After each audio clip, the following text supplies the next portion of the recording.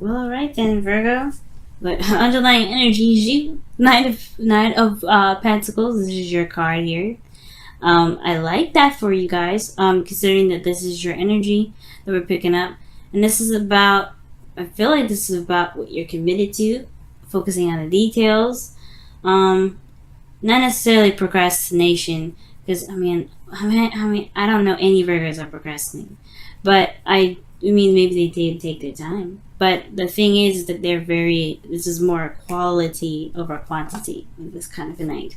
Underneath here is the lover. So I think this is about whether or not, this is about committing to something, commitment. The Knight of Pentacles is 100% able to commit to anything and everything.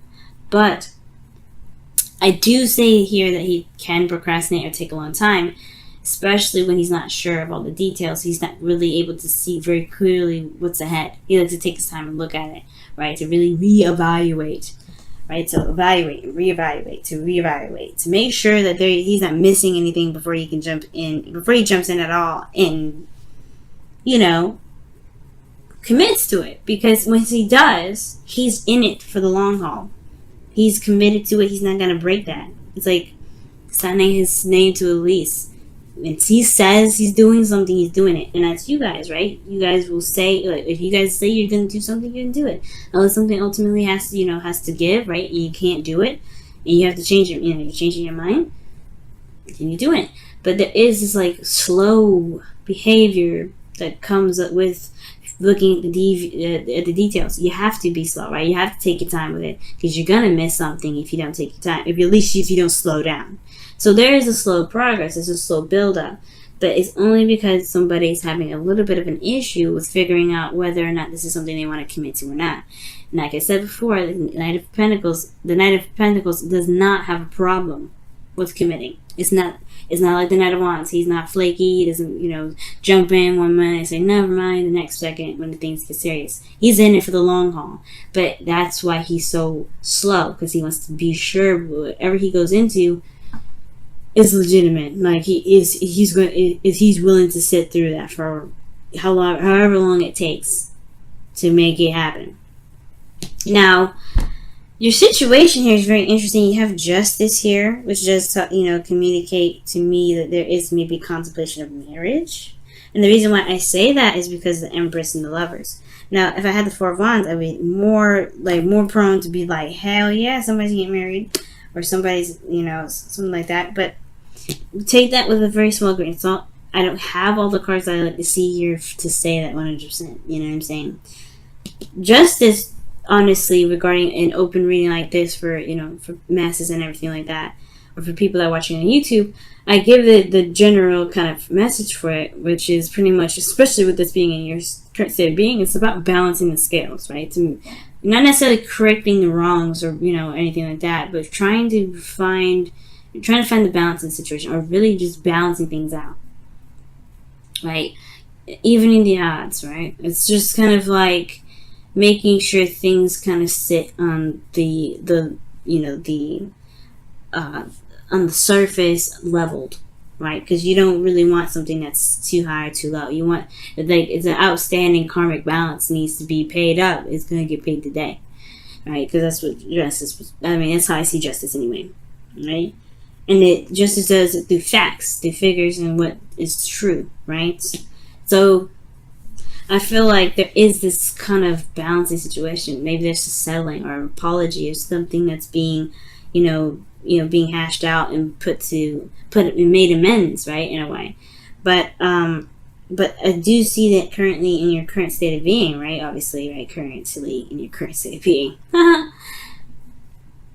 I do see that justice is saying, like, there is a time of balance going on. There's a time of, like, some settling or I don't know if this is necessarily divorce. I'm not getting a lot of bad cards from this, So it could be that for some of you guys, it may be that you guys are dealing with a divorce, because we have defensive energy and, warrior energy or fighting energy, soldier energy here, which is talking about fighting, right, or being combative.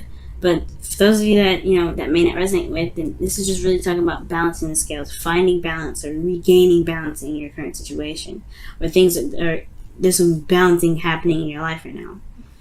karmically, or you're dealing with some sort of karmic situation to readjust the scales in your life, especially in love life here. Now, what your ideal outcome is the Page of Pentacles. Perhaps you want an offer of some sort of stability, or perhaps here you guys may want to take some time to really look closely at what it is that you feel is of value to you, right?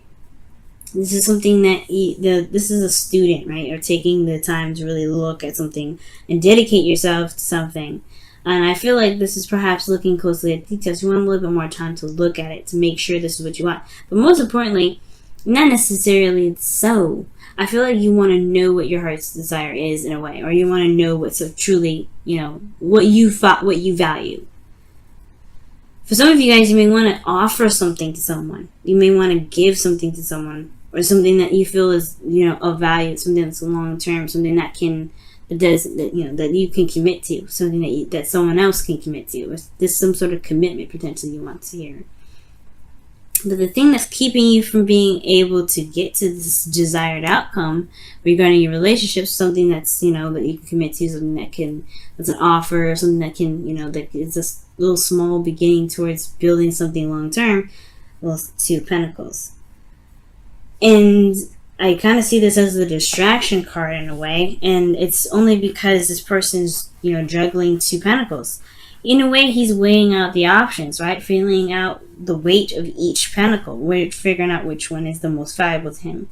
But at the same time, these are pentacles, right? They don't actually have weights on them. I mean, they don't have, the amounts on them or anything like that. He's weighing them out. But how does he feel about these, right? Which one is in a way, he's going to try and carry these to the very end. So, how many, which ones does he want? Right? Which option does he want? Which ones does he feel valuable? But how does he know which one is valuable if you just look at his emotions, right? Because the water behind the Two of Pentacles is obviously, well, the water behind the person, it represents to me emotions, feelings, cups, right? It's all feelings, and what's in the cup is water or liquid. So behind this individual is feelings, right? It's how they feel. And the Two of Pentacles is what's of value. It's tangible. It's real. It's physical, right? In a way, it can be. Sometimes, it's just something that is practical. And I feel like there's a practical approach to a certain situation, a practical approach to love, practical approach to how one feels, and it's good to a certain extent to look at the practicality of things. But when it comes to love, it does kind of require one to look at one's feelings. So I feel like with this here, there is this bit of juggling or trying to, maintain or manage some sort of situation, in a sense, while you're trying to figure out what is truly how you truly, what value you have, or not necessarily what value you have, but what values resonate with how you feel about these two cups, or two pentacles rather. Right? It's not looking at your emotions. It's too focused on the practical. How do you feel about these pentacles? You know what I mean? How do you feel about them? Which option is the most valuable to you? And the reason why the Two of Pentacles is even coming up is because of the Seven of Wands. It's because you stand by something. It's because you stand by something, and it's possibly there's somebody that's also either defensive about something.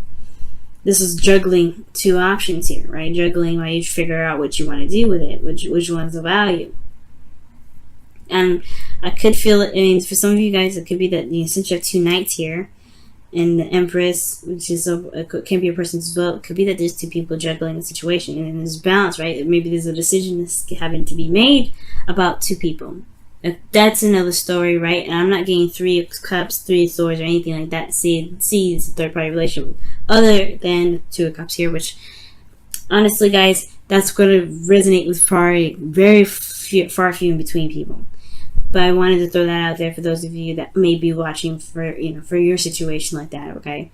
But and how I'm going to go through and read this though is the Seven of Wands. So somebody is very defensive about what they're about what they they stand for, what they're willing to fight for, what their values are, right? This person is standing for something, protecting themselves. Maybe this person is maybe you guys are looking at the practical aspect of a situation because you want to protect your emotions. You don't want to put yourself in harm's way. You want to see where the dedication is before you go ahead and leap into something that actually gets your heart involved, which is understandable, right? So, with that being said, your best path to follow is the Knight of Swords. And it's talking about going for it. Just fight for it. Fight for what you believe in. The thing here is, with Justice coming up here, and then the Two of Pentacles, as the blockage for your desired outcome, I feel like this is talking about not just, looking at your emotions and also obviously understanding the value of your emotions, but it's also talking about creating boundaries for yourself, for your relationship, for the person that you're dealing with, right? Putting up some boundaries to protect you, so that way you can proceed to make decisions that you feel are worth your time, worth your effort, and everything like that, right? And I'm not saying that you guys don't have healthy boundaries, but what I am saying that maybe the boundaries do maybe need to be adjusted, changed, reevaluated, so that way you can make the steps that you want to make and still feel protected here, right? Focusing on the self is one of the things too. But the Knight of Swords talks about fighting for your truth, fighting for what you believe in. It can be a bit combative, but it's honestly talking about going for it, gunning it, and really just kind of knowing that you can handle the situation when situations arise. I'm going to go ahead and pull another card for the Knight of Swords as well to see why the Knight of Swords itself is coming up for your best path to follow. Okay, and you guys have the Knight of Swords, the Six of Swords, about transition, moving forward. It's a transition. It's a transition, right? Because you're leaving behind something that's familiar and traveling to a place that's not so familiar, but it leaves open space for prosperity, for things to start anew. So honestly, you're traveling to a new life in a way. When I see the Six of Swords, it's traveling to a new life, whether this is external, whether this is really happening, or this is internal, right? Leaving some things behind, leaving some values or some thoughts or some beliefs, right? Because that's what swords are: beliefs, thoughts, logic, communication, anything regarding truth behind to find a new truth, right? But you don't ever forget the lessons, the perspective that you have, which is why this person's carrying the swords with them. But you're not going to be associated with where they came from anymore, right? So with the Knight of Swords, it's like charging in with your truth, charging in with your perspective. Whatever you believe, you have that there with you. Have that knowledge of the self or awareness of yourself to be able to put boundaries, healthy boundaries for yourself, to be able to begin to start something new, to be able to start something small, but something that can really build to something awesome.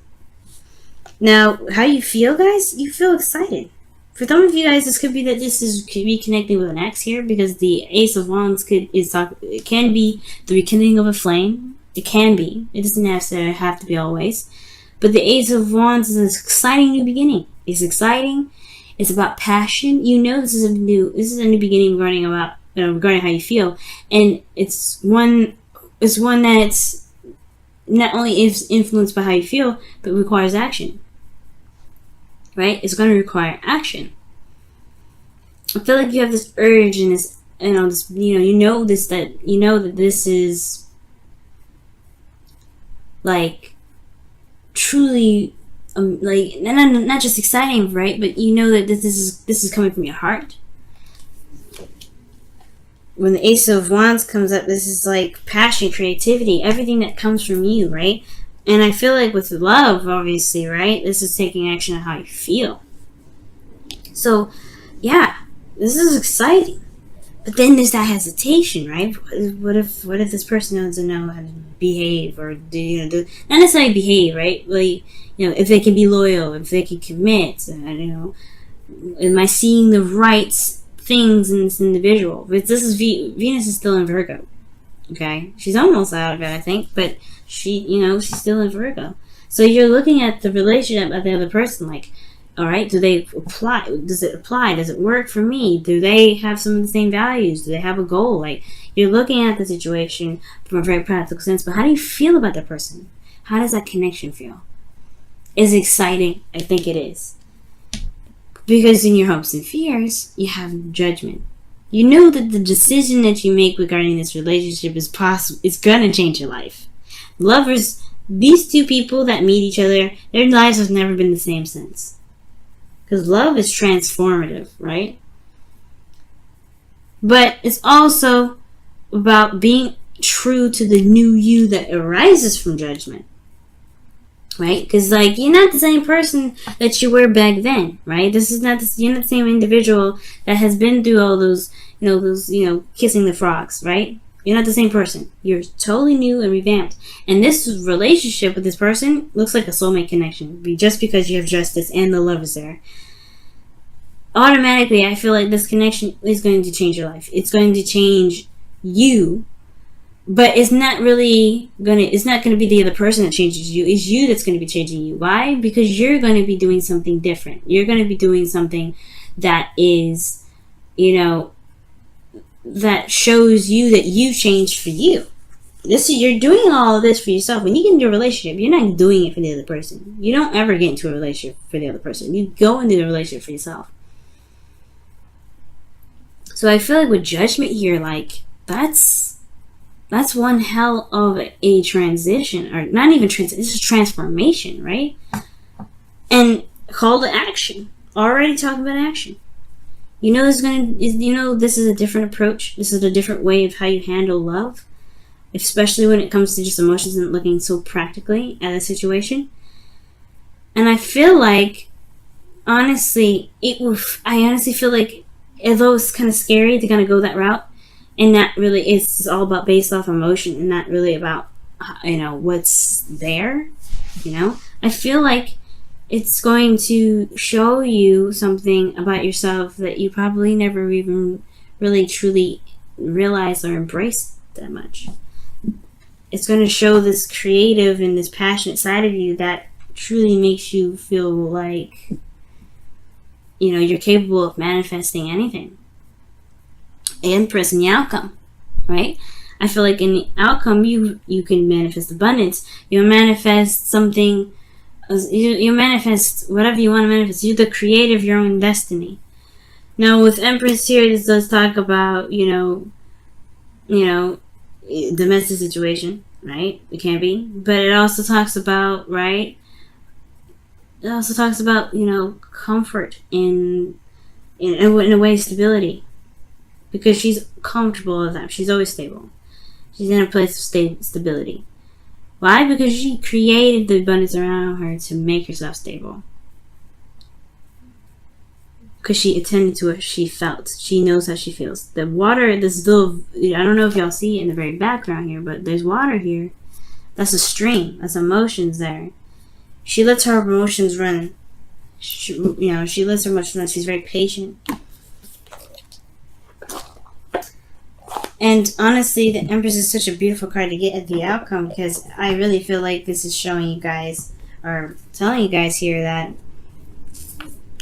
there's something beautiful that can be created with this relationship, with you just being in it, with you being so attentive to details. This is also the card for Scorpio, or actually Taurus. This is the card for Scorpio.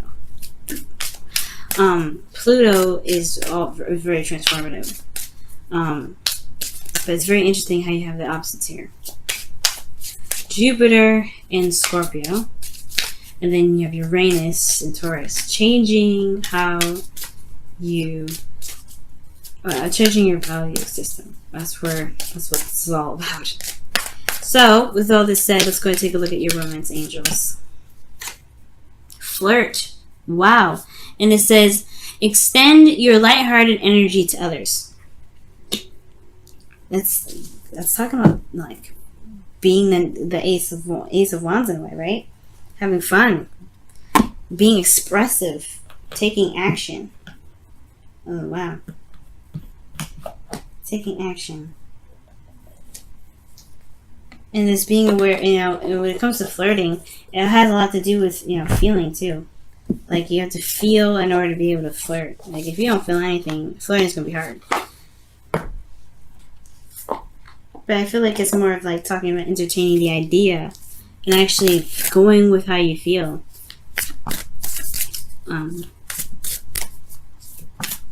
You're going with how you feel and creating something amazing. Just allowing yourself to enjoy the connection. Right, so let's go ahead and take a look at wow, the whispers of love. And it says, be willing to express love. When we express love, we begin to receive love. And I feel like that's the Knight of Swords. Both of them, actually. Flirt, express your love, communication, guys. The Knight of Swords is communication. The Knight of Swords communicates his truth very bluntly, very openly. He doesn't have a problem with saying something or saying anything. And perhaps maybe the only thing that you guys really need to do is just communicate how you feel. Right? The Knight of Swords is like saying, hey, you know your truth, speak your truth, go for it. You know what you want, you know what your truth is, go for it. Don't worry about this other practical stuff. Just focus on what's going on now. How do you feel? The Knight of Swords, he's impulsive, just like the Knight of Wands. He kind of runs in fast. The Knight of Wands, he's the fast one. I feel like he's the fastest knight because he knows the truth and he goes with it. He runs with it. He just goes. Nothing's stopping him. Nothing's keeping him from doing anything. Nothing's keeping him from being able to just express what he wants. And I feel like just allowing yourself to just be, allowing yourself to feel, allowing yourself to just go with it. You can create so many beautiful things because of your attention to detail, because of what you feel is valuable, and you can connect those two and create those beautiful things. But it all stems from how you feel.